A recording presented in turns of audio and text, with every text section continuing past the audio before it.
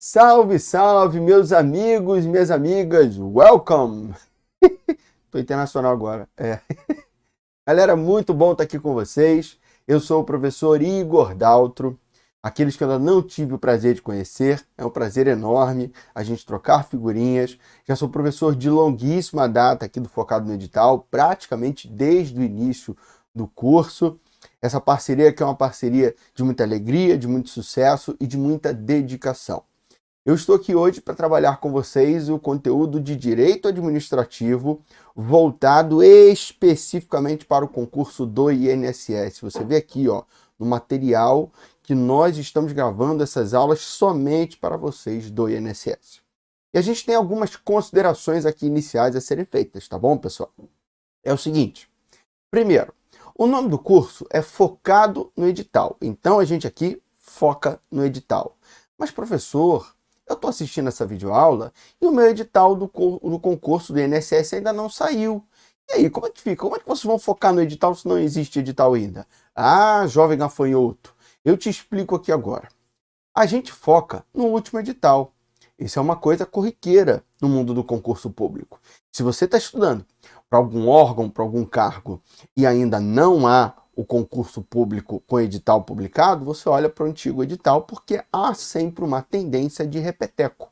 Eles repetirem o mesmo conteúdo programático e, inclusive, muitas das vezes, a mesma banca, pessoal. Então, eu trago aqui para vocês, nós vamos trabalhar conteúdos, levando em consideração o último edital, e eu vou trabalhar ele com vocês aqui na ordem da nossa apostila. Eu estou gravando essa videoaula de Direito Administrativo, vou gravar depois Lei 8.112 e vou gravar também Ética, todas as matérias que eu leciono. Então, nesta nossa primeira aula, eu falo sobre Introdução ao Direito Administrativo e falo sobre Organização Administrativa, que lá na sua apostila está com o nome de Administração Pública, direta e indireta. A gente vai falar sobre os principais tópicos, aqueles que eu acho relevante e principalmente de uma maneira diferente da apostila, de uma maneira a explicar o conteúdo da apostila, tentando, claro, complementar o teu material escrito. Lembrando, claro, que no decorrer dos tempos aí, no decorrer da tua preparação, a gente vai oferecer para vocês, com certeza, outras alternativas, né? A gente vai trazer para vocês curso de questões, reta final, então você pode ter certeza. Eu nem conversei com o Manel, mas eu tenho certeza que a gente vai ter esses produtos aqui voltados para vocês, tá bom, galera? Tá bom? Se tudo der certo, a gente vai ter esse produto sim, tá bom? Então, eu quero começar com o seguinte, eu vou ficar aqui pequenininho na tela, para não ficar aparecendo, você vê aí, ó, que é o conteúdo, peraí, deixa eu jogar o nosso slide aqui na tela, beleza? É o nosso conteúdo de Direito Administrativo, aliás, eu estou disponível para vocês em redes sociais, tá? Me adiciona lá, @professor Igor Daltro, tudo junto, meu nome, na verdade está escrito aqui, né? Professor Igor Daltro, só que tudo junto lá no Instagram, me adiciona, eu troco figurinhas com vocês, eu mando mensagem para vocês, eu respondo as dúvidas, eu juro que eu interajo com vocês, tá bom? Então, eu queria falar com vocês o seguinte, bom, primeiro que na parte introdutória, eu já quero engambelar aqui, conectar noções de Estado com a administração pública. Por quê? A gente vive num país que tem três poderes: o poder executivo, o poder legislativo e o poder judiciário. Tá bom? Cada um deles com a sua função típica e sua função atípica. Eu sempre explico isso da seguinte maneira: um vendedor de loja, de shopping, ele é contratado, aliás, eu sempre pergunto, né? Nas turmas, quando as aulas são ao vivo ou presenciais, eu pergunto: alguém aqui já foi vendedor de loja? Aí sempre tem alguém que levanta a mão. Aí eu falo: você foi contratado para quê? A pessoa normalmente fala assim: para vender. E se para vender, com esse gesticular aqui, quer me dar um recado. A pessoa, na verdade, está me respondendo assim, ó: para vender, ô imbecil. Por quê? Por que que o vendedor é contratado? É claro que eu sei que o vendedor é contratado para vender, mas ele não varre o chão, ele não faz estoque, ele não faz caixa, ele não faz, por exemplo, vitrine, mas foi contratado para vender. Os poderes vão seguir a mesma dinâmica. Os poderes, eles são criados para desempenhar uma função típica, mas desempenharão funções atípicas. A função típica do poder executivo é a função administrativa, tá bom?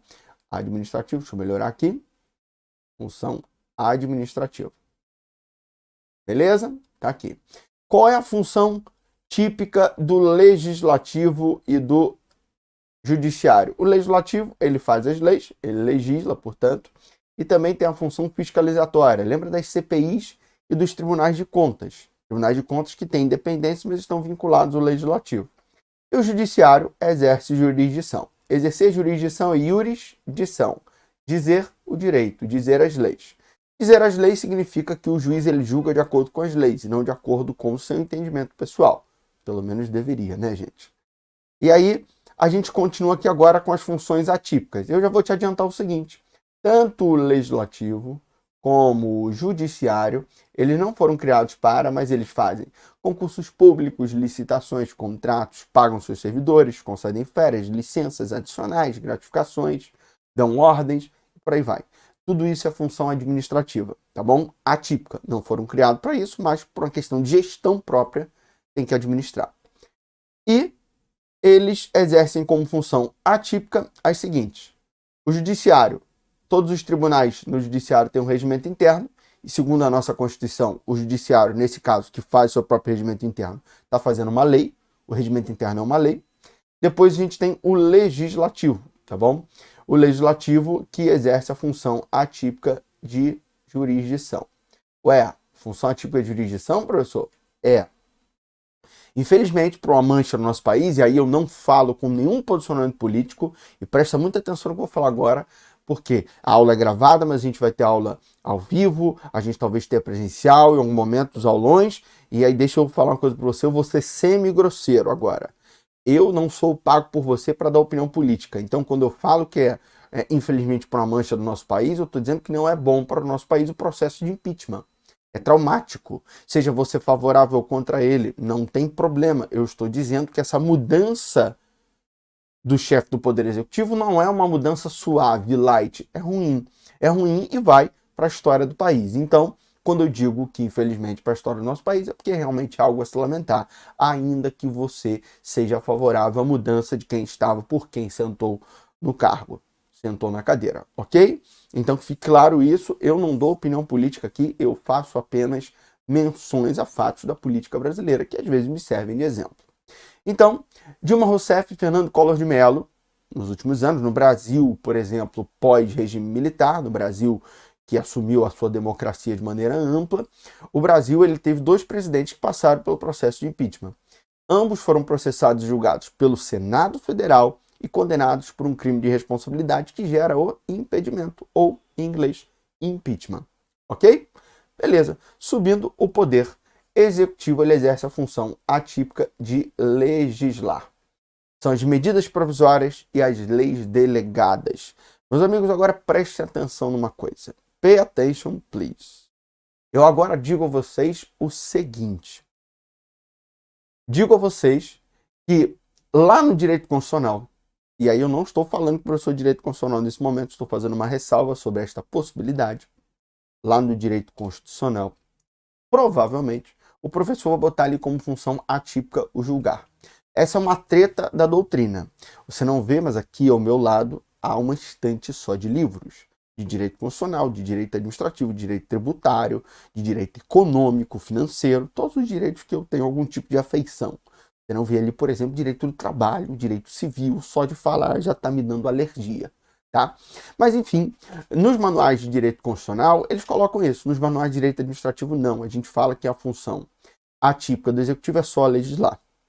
Pois bem, essa é uma treta interminável. Eu não vou, neste momento, aqui falar sobre isso. A gente fala que é só legislar, o professor de constitucional fala que é legislar e julgar. Se for na matéria dele, você responde de acordo com o que ele te ensinou. Se for na minha, de acordo com o que eu te ensinei. E fecha a conta e passa a régua. O mais importante daqui é o seguinte. O direito administrativo ele tem como objeto de estudo a função administrativa do Estado, a administração pública. Então, sempre que o Estado estiver desempenhando a sua função administrativa, não importa o poder executivo, legislativo, judiciário, não importa a esfera, federal, estadual, distrital, municipal, exerceu função administrativa é administração pública. Ponto final. Beleza, meus queridos? Então, essa é a parte inicial que eu queria transmitir a vocês. Na sequência, eu quero que você entenda a estrutura da administração pública. O centro de poder do Estado, todo poder que foi entregue ao Estado, foi entregue na mão de 5 pessoas.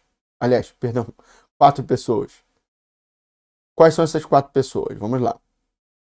União, Estados, DF e municípios, tá bom? Então, todo o poder que o Estado tem, entregou na mão desses caras aqui. Deixa eu melhorar esse uzinho aqui, que quase que fechou, né? Agora ficou torto. Vamos tentar de novo. Tente outra vez. Aí, ó. Não tá ideal não, mas tá melhor. Então, todo o poder entregue nas mãos do Estado ficaram entregues na mão dessa galera aí. Uma União, 26 estados, um DF e 5.570 municípios. Eles compõem o que nós chamamos de administração pública direta. Tá bom?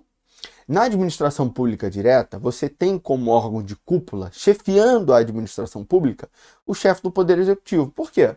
Porque o chefe do Poder Executivo é o chefe do poder que foi criado para administrar. Então, nada mais justo do que escolher ele como chefe do Estado quando desempenha a função administrativa. Então, beleza. Só que imagina que todas as competências estivessem concentradas nas mãos aqui do chefe do Executivo.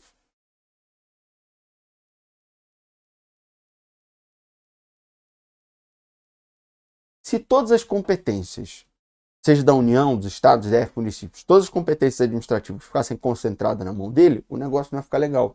Por exemplo, se você tivesse com um problema de imposto de renda e passaporte, você ia ter que voar até o Palácio do Planalto, em Brasília, para conversar lá com o presidente, e ele ia chegar e falar assim, olha, ó, tocante a questão aí, eu acho que ó, não dá para expedir aí o seu passaporte não, tá ok?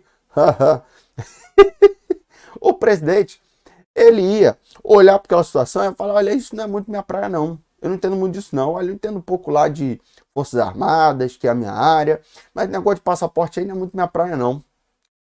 Veja então que tudo ficaria concentrado no presidente, seria geograficamente ruim, todo mundo teria que viajar para ser atendido, ia concentrar tudo num órgão só. Então era o cara do passaporte, do imposto de renda, o cara querendo vacina, o cara querendo, por exemplo, estudar, o cara querendo um atendimento hospitalar, todo mundo concentrado num lugar. Não tá legal.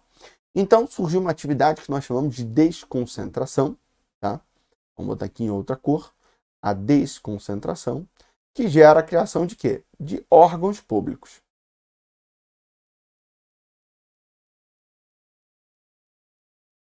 Tá? A desconcentração, ela gera a criação, como eu te disse, de órgãos públicos. Maravilha. E aí, abaixo da chefia do executivo, foram criados, basicamente, os ministérios.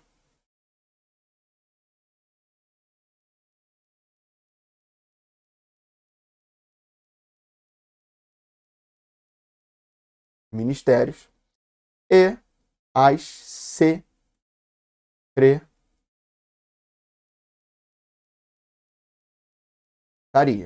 Tá bom? Beleza.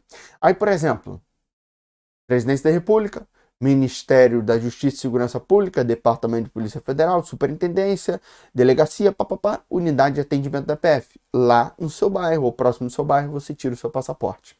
Problema de imposto de renda.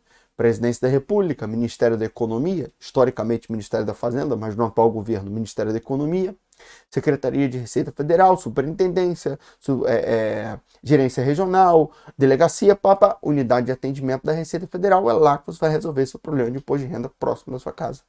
Tá certo? Beleza. Agora, qual o problema desse modelo aqui?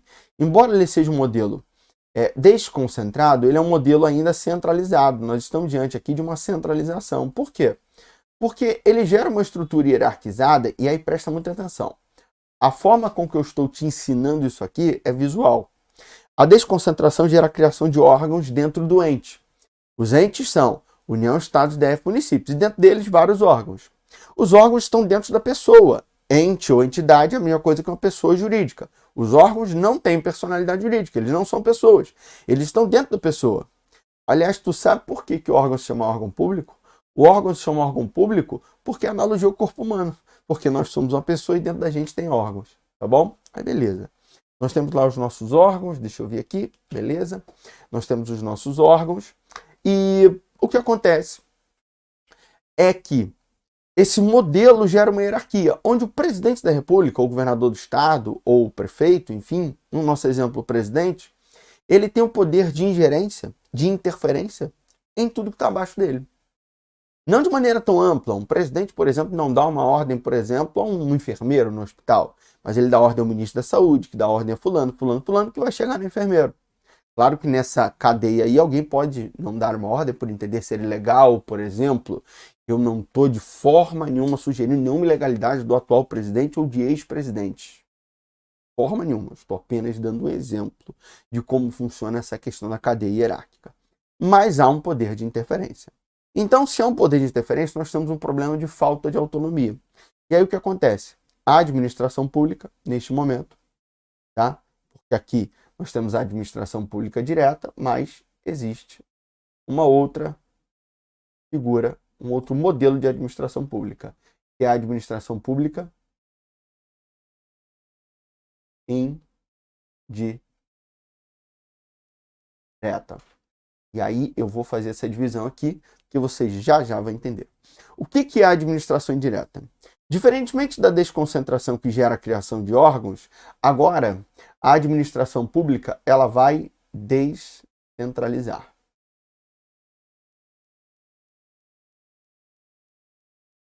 Ela vai promover a descentralização.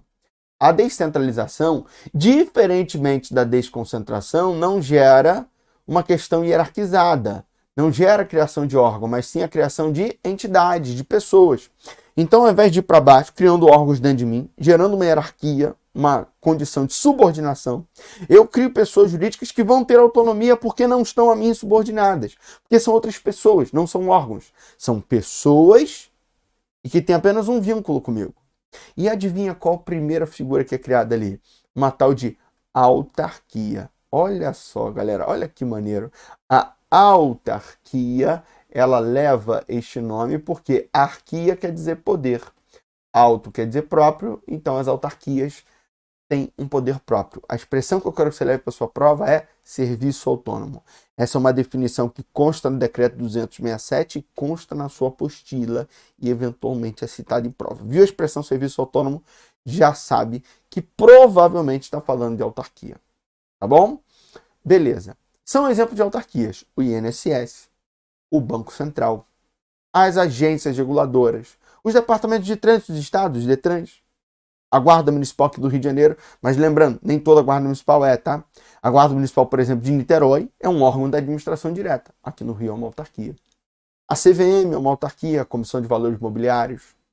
O CAD, Conselho Administrativo que defende os direitos econômicos, é aquele que tenta impedir os monopólios no mercado? Pois é. Então você vê claramente aqui que é um Estado com cara de Estado, com mãos de ferro, que te fiscaliza, que pode te punir, né? Pois é. Beleza. Aí eu continuo. Esse modelo deu certo e o Estado continuou a criação, só que agora ele não criou mais autarquia, ele criou uma tal de fundação pública. A fundação pública, que também vai desempenhar atividade típica de Estado, só que mais por um viés social. A fundação pública é o caso da Fiocruz, que promove desenvolvimento médico hospitalar, saúde. Fundação pública a gente tem o IBGE, que é o Instituto Brasileiro de Geografia e Estatística, trabalha com pesquisa e estatística.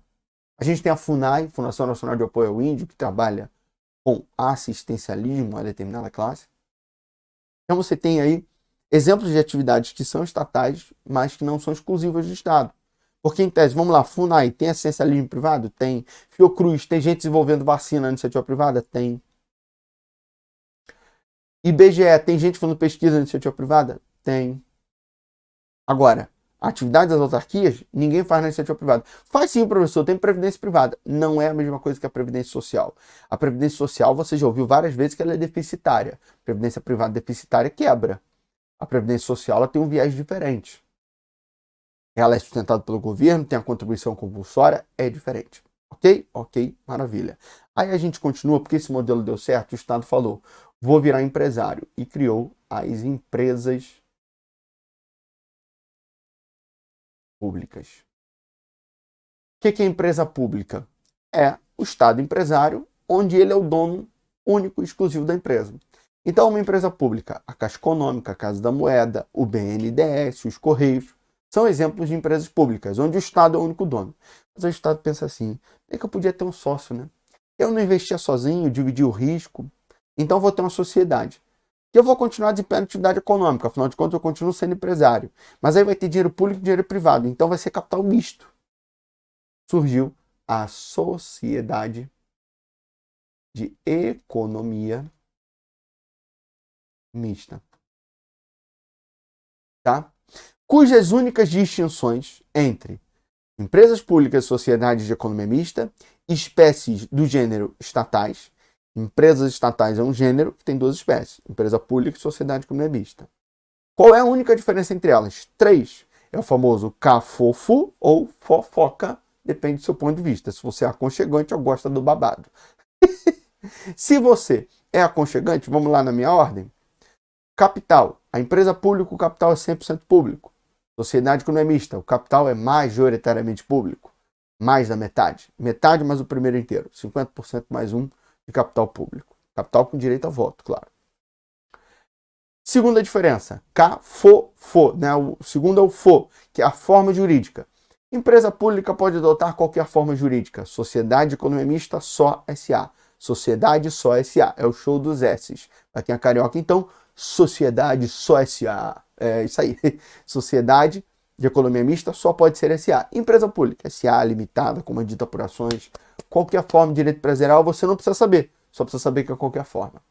E por último, último FO. CAFOFO, capital, forma jurídica e foro processual. O foro processual para julgar os litígios de uma empresa pública federal é a Justiça Federal. O foro processual para julgar os litígios de uma sociedade de economia mista federal é a Justiça Estadual. Tá bom? Então, processou a Caixa Econômica, Justiça Federal. Processou a Petrobras, processou o Banco do Brasil, processou a Eletrobras. Exemplos de sociedades de economia mista federais. A justiça competente é a justiça estadual e não a federal. Beleza? Tem uma súmula do STF que diz que se a União atuar no processo, como interessada, por exemplo, aí atrai o foro para a Justiça Federal. Mas aí a União tem que atuar. Combinado, pessoal? Bom, agora eu queria te dizer o seguinte. Eu já vou encerrar esse bloco, mas eu vou te adiantar o porquê que eu divido aqui no meio. A gente tem nesse momento, deixa eu colar aqui, 23 minutos, 22 minutos e pouco. Eu vou já encerrar o bloco, mas eu quero que você pense no seguinte. Esse lado aqui que eu estou, deixa eu me ver aqui, esse lado que eu estou, eu vou chamar de lado B, que é o lado do Estado empresário. Aquele lado ali, ó, é o lado A. Aquele lado é o Estado com cara de Estado. E este lado aqui é o Estado com cara de empresário. Se o Estado assume a condição de empresário, a tendência é que ele venha se despir das suas prerrogativas. Para quê? Para ele atuar no mesmo patamar da iniciativa privada. Afinal de contas, ele está concorrendo com a iniciativa privada. Ele está atuando em concorrência. Então, ele não pode ter privilégios. Ele tem que ter um tratamento muito parecido. Já o Estado desse lado aqui, o Estado com cara de Estado, ele pode ter um tratamento diferenciado. Afinal de contas, ele exerce atividades estatais. Mas, professor, as fundações públicas, elas não desempenham uma atividade que a iniciativa privada também desempenha? Aí você tem uma pequena confusão que eu vou consolidar depois. Eu já faço a ressalva aqui agora. As fundações públicas, elas podem estar tanto desse lado como deste aqui que eu estou. Vai depender da situação, eu vou explicar isso ao final. Pois bem, então vem aqui comigo. Desse lado é a atividade típica de Estado. Desse lado que eu estou, atividade econômica. Desse lado, a personalidade jurídica de direito público. E sempre que você vê essa expressão, norma de direito público, personalidade de direito público, associa a vestir a armadura do Estado, né? A poder, por exemplo, exercer poder de polícia, até as prerrogativas típicas de Estado. Pois é, desse lado, personalidade jurídica de direito público. Do lado que eu estou, personalidade jurídica de direito privado. Deste lado, as pessoas são criadas por lei específica. Tem a ressalva da fundação que eu vou depois falar sobre isso. Desse lado, o Estado não tem um tratamento muito parecido com a iniciativa privada. Ele desempenha atividade econômica e a pessoa jurídica de direito privado, né? Beleza, então como que nós abrimos uma empresa? A gente abre uma empresa a partir do contrato social sendo registrado na junta comercial, que é o cartório competente. Beleza, o Estado vai ter que fazer isso. Só que o princípio da legalidade diz que o Estado só faz aquilo que a lei autoriza. Então, deste lado que eu estou, a criação de uma estatal é dada por autorização por lei específica e registro dos atos constitutivos no cartório competente. Desse lado, o pessoal é estatutário, ocupante de cargos públicos. Desse lado que eu estou, o pessoal mesmo fazendo concurso público, é seletista, ocupante de empregos públicos. Desse lado, não se paga imposto. É a chamada imunidade tributária recíproca. Desse lado, o pessoal paga imposto. Por quê? Porque está atuando em concorrência com a iniciativa privada. Desse lado, os bens são públicos, não podem ser penhorados. O famoso regime de precatórios. Desse lado, os bens, eles são privados, podem ser penhorados. Desse lado, a responsabilidade é subjetiva, desse lado a responsabilidade é objetiva, comprovado independentemente do holocupa. Você vai entender esse tema mais à frente, é um dos nossos tópicos de estudo. Desse lado aqui que eu estou, a responsabilidade é subjetiva. Desse lado tem as prerrogativas processuais da Fazenda Pública, que são os prazos em dobro nas ações judiciais. Seu processo INSS, ele tem não 15, mas 30 dias para contestar a minha ação. Agora, seu processo Banco do Brasil, eles têm 15 dias, porque o INSS tem o dobro. Esse lado aqui que eu estou, não tem o dobro. Deste lado, tem o duplo grau de jurisdição necessária. O que é o duplo grau de jurisdição necessária, professor? A gente está falando de sentenças, por exemplo, que condenam o INSS, automaticamente são enviadas para a segunda instância, para o tribunal respectivo, ou seja, vai do juiz para os desembargadores, que devem confirmar a sentença. Desse lado, não, tem que recorrer. Deste lado aqui estão submetidos ao teto de remuneração. Desse lado aqui, gestão típica de iniciativa privada, não submete ao teto, a não ser que tenha verba pública para custear em geral, custeio em geral, despesas do dia a dia, ou pagar as despesas com o pessoal, folha de pagamento. Aí se submete ao teto. Agora, se não recebe dinheiro lá da administração direta para isso, paga quanto quiser. A Graça Foster, quando estourou a Lava Jato, era presidente da Petrobras. Ganhava 70 mil. Desse lado aqui, o limite de pagamento é o ministro do STF. Ganhava na época R$ 33.683. Ela ganhava mais que o dobro, porque a Petrobras se mantinha com suas próprias pernas e não tinha dinheiro da União para sustentá-la. Então você entende agora com clareza o porquê dessa divisão. Agora, a gente vai, além dessas informações que eu falei aqui, a gente vai pontuar alguns detalhes, algumas características que podem mudar. Por exemplo, as fundações, por que elas estão de um lado ou do outro. Vou explicar na sequência. E se uma estatal for prestadora de serviço público? 3 características mudam. Além disso, eu ainda vou te explicar no próximo bloco sobre as outras 2 possibilidades de descentralização. Mas aí você vai ter que assistir o nosso próximo bloco para você entender isso. Te vejo na sequência. Tchau, tchau.